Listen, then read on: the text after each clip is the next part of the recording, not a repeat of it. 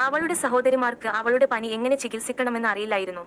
പിന്നെ അവർ അമ്മയെ വിളിച്ച് സഹോദരിയെ പരിചരിക്കാൻ വീട്ടിലേക്ക് പോകാൻ തീരുമാനിച്ചു.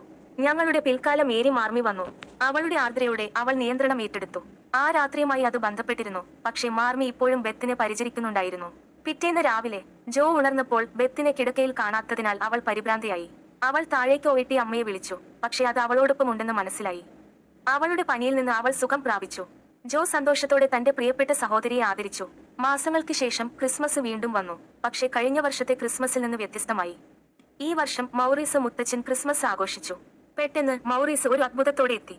ജോയുടെ അച്ഛനെ ആശുപത്രിയിൽ നിന്ന് വീട്ടിലേക്ക് കൊണ്ടുവന്നു. ഇന്ന് മേഗൻ ജോണിന്റെ വിവാഹദിനമായിരുന്നു. പക്ഷേ മറ്റുള്ളവരെ പോലെ സന്തോഷവതിയാകുന്നതിനു പകരം ജോ യഥാർത്ഥത്തിൽ ദുഃഖിതനായിരുന്നു. പിന്നെ മേഗനോട് തന്നോടൊപ്പം ഓടിപ്പോകാൻ അവൾ ആവശ്യപ്പെട്ടു. അങ്ങനെ മേഗന് വിവാഹം കഴിക്കുന്നതിനു പകരം അവളുടെ സ്വപ്നത്തെ പിന്തുടരാൻ കഴിയും.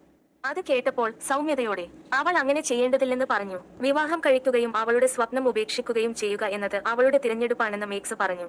സ്വതന്ത്രയായ ഒരു സ്ത്രീ എന്നാൽ ഒരിക്കൽ പ്രണയത്തിലാകരുതെന്ന് അർത്ഥമാക്കുന്നില്ലെന്ന് മേക്സ് പറഞ്ഞു. അവൾ മനസ്സിൽ ഉറപ്പിച്ചിരുന്നു. ജോ അവളുടെ തീരുമാനത്തെ മാനിക്കേണ്ടി വന്നു. നമ്മുടെ സഹോദരി വിവാഹം കഴിക്കാനുള്ള അവളുടെ സ്വപ്നം ഉപേക്ഷിക്കുന്നത് ഉള്ളിന്റെ ഉള്ളിൽ അവൾക്ക് അംഗീകരിക്കാൻ കഴിയില്ലെങ്കിലും. പാർട്ടിക്ക് ശേഷം മൗറീസ് ജോയെ തന്നോട് സംസാരിക്കാൻ ക്ഷണിച്ചു. അവർ രണ്ടുപേരെയും മാത്രം. ആ നിമിഷം ജോയോട് വിവാഹാഭ്യർത്ഥന നടത്താൻ മൗറീസ് ധൈര്യപ്പെട്ടു. പക്ഷേ സന്തോഷവതിയാകുന്നതിനു പകരം ജോ ദേഷ്യപ്പെട്ടു. താരങ്ങളിൽ നിന്ന് പോലും പ്രണയത്തിലാകാൻ അവൾ ഒരിക്കലും ആഗ്രഹിച്ചില്ലെന്ന് അവൾ പറഞ്ഞു.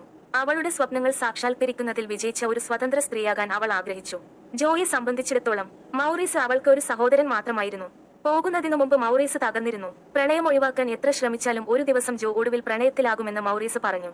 പ്രണയത്തിനായി കൈനീട്ടുന്നത് മനുഷ്യരല്ല, മറിച്ച് എവിടെ താമസിക്കണമെന്ന സ്നേഹം തന്നെയാണ് കാണിക്കുന്നത്. ഹൃദയം തകർന്നതോടെ ലോറി അവിടെ നിന്ന് പോയി.